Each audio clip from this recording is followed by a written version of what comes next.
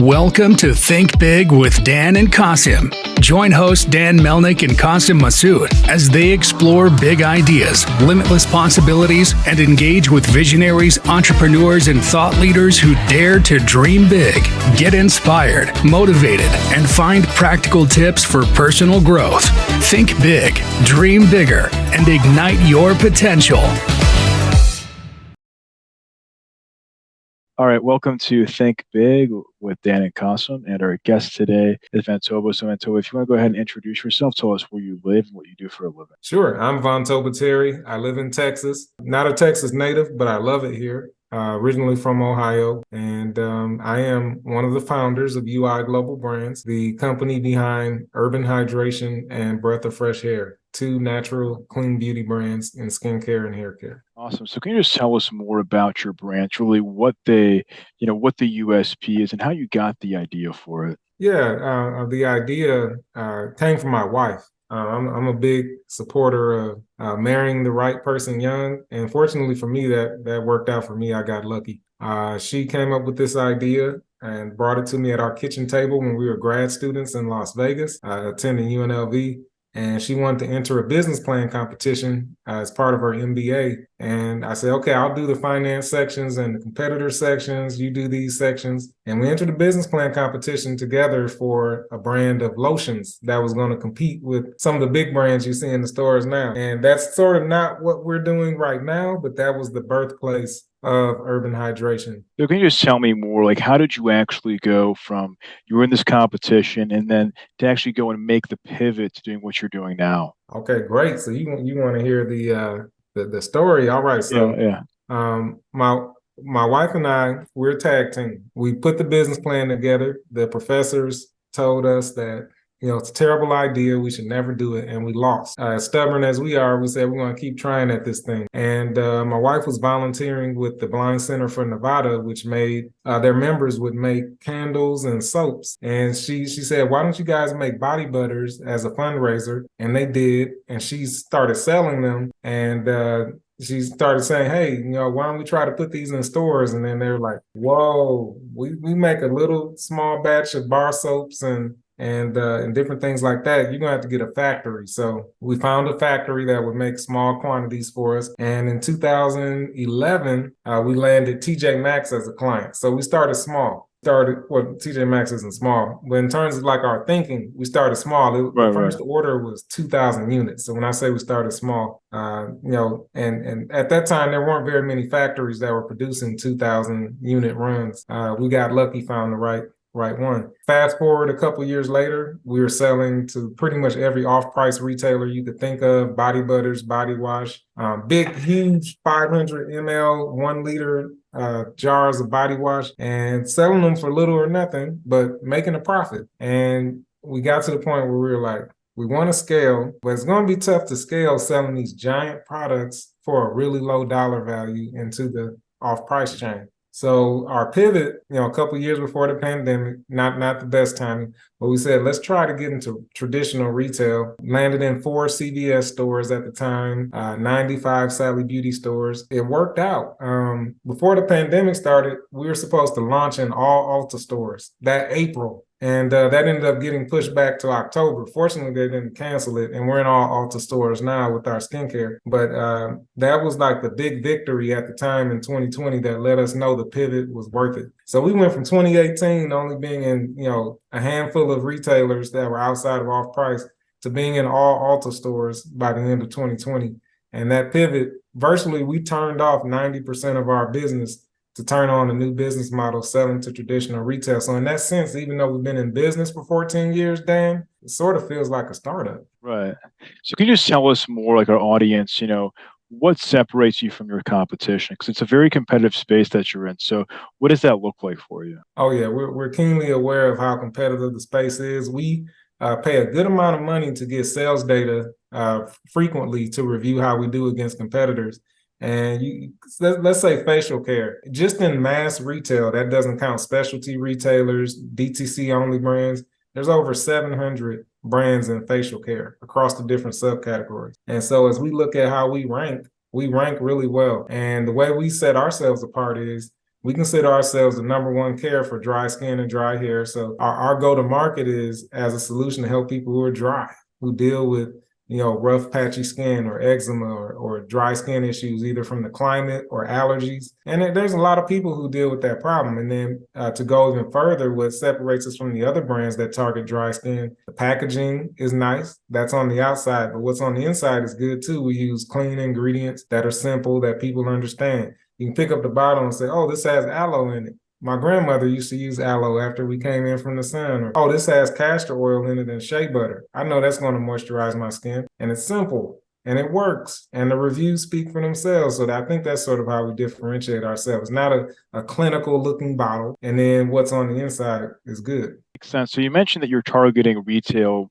now more recently, but what is, this breakdown for retail versus direct to consumer? Because I see that you're selling on your website too. Oh yeah. Oh yeah. I mean, we're only about 10% e-commerce. We started off wanting to sell into the retail chain. My background, I was a banker. I was familiar with business to business, and my wife's background, she worked for Whirlpool Corporation, selling appliances to home builders. And before that, training workers at Best Buy and Conn's and other appliance places, Sears appliances, how to sell those.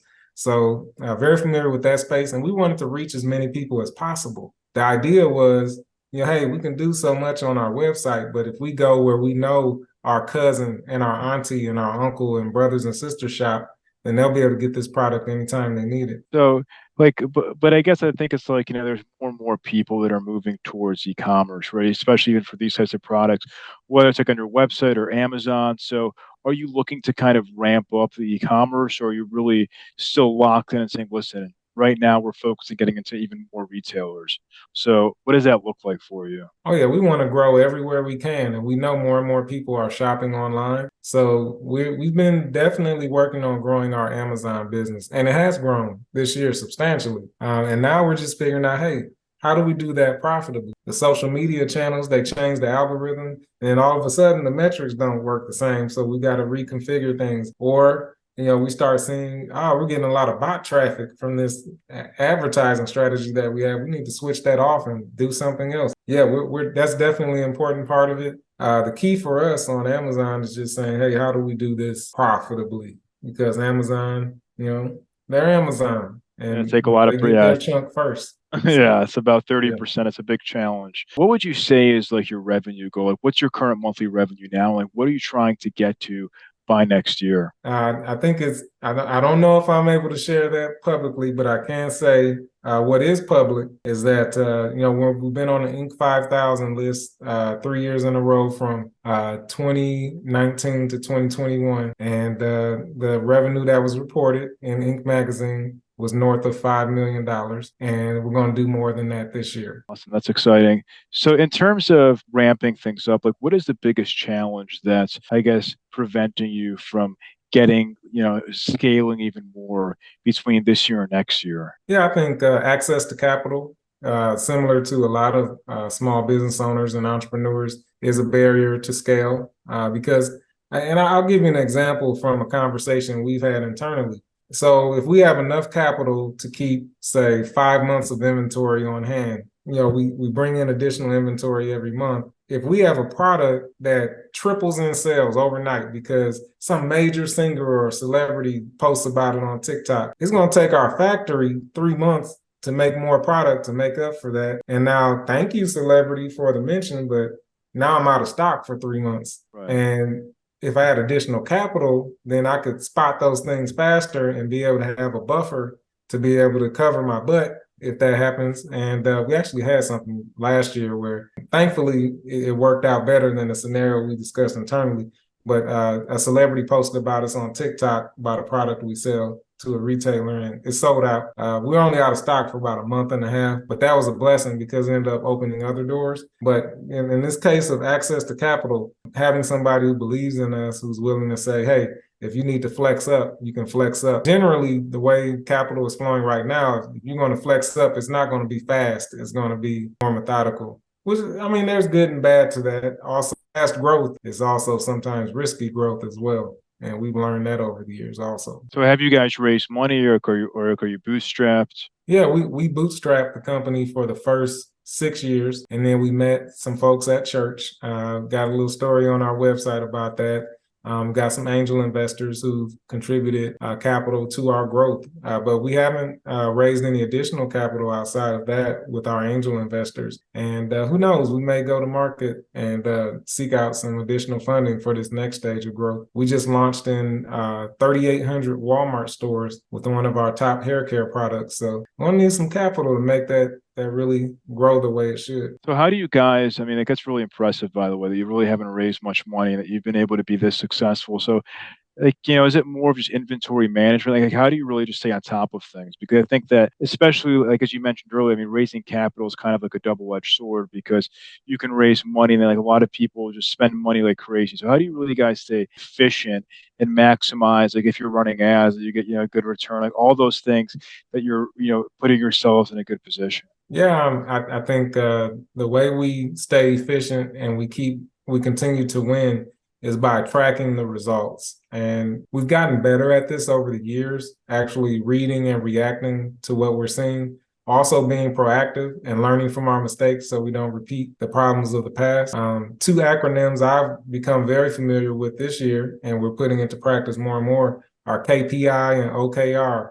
OKR is a new one. KPI, that's something I've known about for a while, but key performance indicators and objectives and key results. And that objectives and key results piece, I found that very helpful because now when we're doing an event, for example, I'll say, well, what's our objective? Why are we doing this? And what are the key results that we're going to look at afterwards to determine if this was successful? And then that way we're not after the fact, like we brought this many products to this event, we didn't sell enough and it cost all this money to ship it there and then we had to ship it back and it's a loss. Like we're thinking about these things in advance and already considering what the financial impact will be, and not just that, the how it will impact the customer. Because at the end of the day, we got to make the customer happy, but not at the detriment of making sure we continue to operate. Makes sense. So, what is the role of technology when it comes to your business? That's a good question. Every article that I've been getting in my inbox about AI, I've been sending along to our marketing team or other teams to see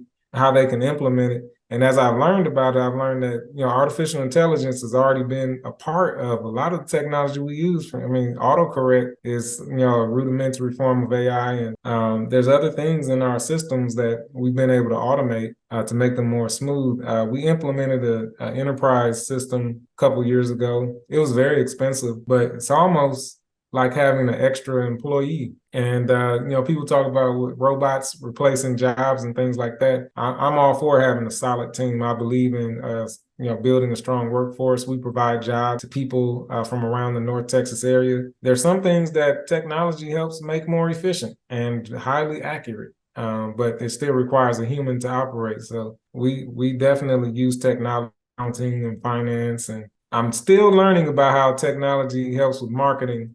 I'm wanting to make sure that AI is, we're on top of everything legally. I see now I'm starting to get some social media ads. Are you going to protect your IP from AI? And I'm like, here we go. Something gets trendy and here comes the seminar guys. Yeah, for sure. I mean, it's kind of this interesting discussion because it's like even for us, we sometimes are working in the healthcare space, and it's if you have HIPAA compliance, like ChatGPT, for example, is not compliant because they're putting all the information and they're capturing it, and so there's a lot of challenges there depending on the scope. So in terms of AI, like have you looked at it as a term, in the form of like a customer service agent, like high level chatbots, live conversations, product recommendations, things like that on your website? Yeah, we've implemented some smart solutions when it comes to our chatbot on our site. We like a human touch more when it comes to our social media. So we have actual people. When you go onto Urban Hydration social media feeds, it might take a little while, but an actual person is going to respond or like your comment. And we like that. We use the technology to answer the phones for us. We have a solution where because we have a nimble team, if you call our office, nobody's going to answer the phone live.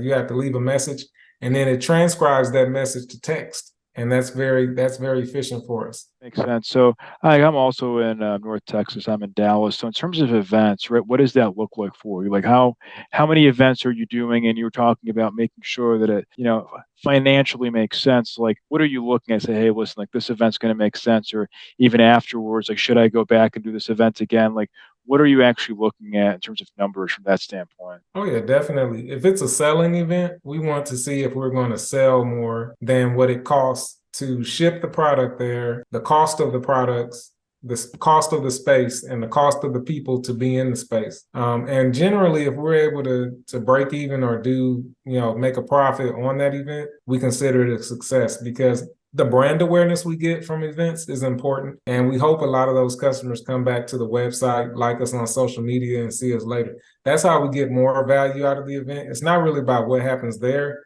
It's what happens after we're there. And for example, we're doing a conference in January in Dallas called the Good Life Summit. Currently opened up registration on Eventbrite. And the Good Life Summit is sponsored by Urban Hydration, of course. We're going to have a conference with great speakers coming in, and we're going to have a comedy show and a party with a purpose. We're going to be donating money back to our local YMCA. And the way we'll determine if that's successful is more so by the relationships that are built, the change that happens. And we're very intentional with how we're doing this. We're going to honor some of our top customers, some of our top partners. So we're going to have multiple objectives. Remember, OKRs, multiple objectives we're meeting with this event. And in addition to economic empowerment, helping small business owners and entrepreneurs who are the target for this summit to grow their businesses, we'll get the word out more about what we're doing and honor our partners at the same time. And they'll be able to see us do that good as well. Awesome. Can you just talk more about the value of when you meet people in person? Because I think it's very like especially since COVID, like people have kind of like forgotten the importance of that. So obviously you see that value. So how has that helped your business? Yeah, I think that I don't subscribe to any like new age things from that sense, but I do believe there's an energy exchange between people when you're able to shake a hand and look someone in the eye and share some air with them, so to speak. I think people tend to open up a little bit more when they're meeting in person. I think that you're able to let your guard down a little bit more. You kind of have to because somebody's seeing you as you are and you're not in your comfort space. Well, some people are comfortable out in public with a bunch of people, but most people probably rather be home, in the couch, in the car, in the bathroom stall. But I think that uncomfortability, that discomfort from being in a public space for a lot of people tends to make people more vulnerable and open. And I think that you start seeing the same people at the same events. You're like, let me talk to this person and see how we can help build each other up and support each other's goals. But it's awesome. yeah. So what you say is your top business priority now as we're wrapping up Q4 of 2023? I think if you were to be a fly on the wall of most small businesses and entrepreneurs, conference rooms or home offices today, that word would be, well, two words: consistent profitability. There's a lot of growth that has happened. A lot of industries over the last several years, easy access to capital up until recently. And so a lot of companies have grown at the expense of profitability and burning cash to grow the top line. I see a lot more focus on the bottom line, and the companies that do that, execute that successfully, focusing on the bottom line, they'll be here a year, 2 years, 3 years, 5 years from now. Those that can't turn that piece around and prove their business model through profitability, they might not be here, but we will be because we figured that part out. Awesome. So what would you say is the one biggest piece of advice that you wish you knew before you started this company? Focus, focus, focus. And I say it 4 times because I have that printed out and written in my company folder that I've had for years. The folder is actually falling apart. I think I might have it right here, but I won't stop to pull it down. It has fallen apart. But there's a sheet in there in all caps and bold that says focus, focus, focus, focus. Dan, I'll be transparent with you because if somebody went out and counted, they'd figure out this on their own. But we've probably developed over 100 products in the last 5 years. And when I say the majority of what brings home the bacon is less than 40 products, if I could go back in time and tell myself something, I'd say focus, focus, focus, focus. You don't have to be all things to all people. You don't have to be everything to everyone. Do what works well and focus on that. because, and this rings true for a lot of companies. There's apparel companies where that one black yoga pant is 80% of sales. Everything else is just icing on the cake. Or there's that brand over there where they have this miracle bottle of stuff that's 40% of their sales, but it's 80% of their profit. I think for us, we figured that out a little later in the process. But now that we are keenly aware of that, we're winning. We're focused more than ever before. For sure. So, those, other products that don't sell as well, have you eventually like gotten rid of them, or do you still sell them? Like, at what point does it make sense to, I think it's a big challenge, right? I mean, if you're selling lots of products, certain products are not flying off the shelves, like when do you, I guess, cut the cord per se? And see, that's the part where I tend to get a little more conservative, because I'm like, if we just try one more thing, we can get rid of that product. But at the end of the day, one of my buddies said, sometimes you just got to rip the Band-Aid off. We've donated products to women's shelters. We've donated products to food pantries. Good products that, I would have loved to have sold to somebody at a nice gross profit margin. But the customers didn't vote for them. The customer's going to vote for the products that appeal to them the most, that they like. They may or may not have gotten a sample of, they saw on TikTok or Instagram. And everything else is just sort of, like dust in the wind. And so I had to let go of two of my favorite products this year. One of the products I use every day, and I'm like, thinking, should I stock up on like a whole case of them? But product only has a 3-year shelf life, so I'm like, maybe it'll come back one day. And we have had products come back from the dead, so to speak. But yeah, these two aren't coming back. And sometimes great products, we've had some products with 5-star reviews from 15 people, but that's not enough to Right. keep a product going. We have a number, we have a metric where I say a product needs to sell this number of units a month in order for us to continue making it. And I hate doing that because I want to make whatever the customer loves, whatever our, as we call them, lovies, whatever they want. It has to make sense, right? What is that number on average, if you don't mind sharing? I mean, it's a certain number of units. So I guess what I would say is there's a minimum quantity that we need to make a production run at the factory. And when you look at how much you can pay for storage or the shelf life of a product, I'm not going to make a minimum quantity run to have a product sit on the shelf for 12 years while it sells. 12 years. The product with the 12-year sales cycle, oh my goodness, that wouldn't last 12 months. I need product to turn every 3 months. The minimum production run to turn every 3 months. So that's how I'm looking at that. Makes sense. So if we're going to have this conversation again in 1 year from now, where do you see things going for the company? Oh, year to date, we've sold urban hydration products in 30 countries. I would love to, a year from now, say we've sold urban hydration products in 60 countries, and that we've gone nationwide with another 1 or 2 of the retailers we work with. We aren't nationwide with everybody. Urban hydration is nationwide with Ulta Beauty, Walgreens and Skincare, JCPenney Beauty, and a couple others. But there's a couple more. We've got room to go. So that would be nice a year from now to be able to say that. And again, the 2 words I told you, that phrase that business owners, a lot of them are focused on right now, consistent profitability. The grow at all cost mentality is gone now. I'm only going to grow if it's going to be profitable growth. And that's the magic ball thing that is hard to predict. But with the right KPIs and OKRs, we can get there a year from now. And then we can celebrate. Makes sense. So if somebody watching this wanted to reach out to you, do you mind sharing your company website or social media handle, just the best way to get in contact with you? Sure. To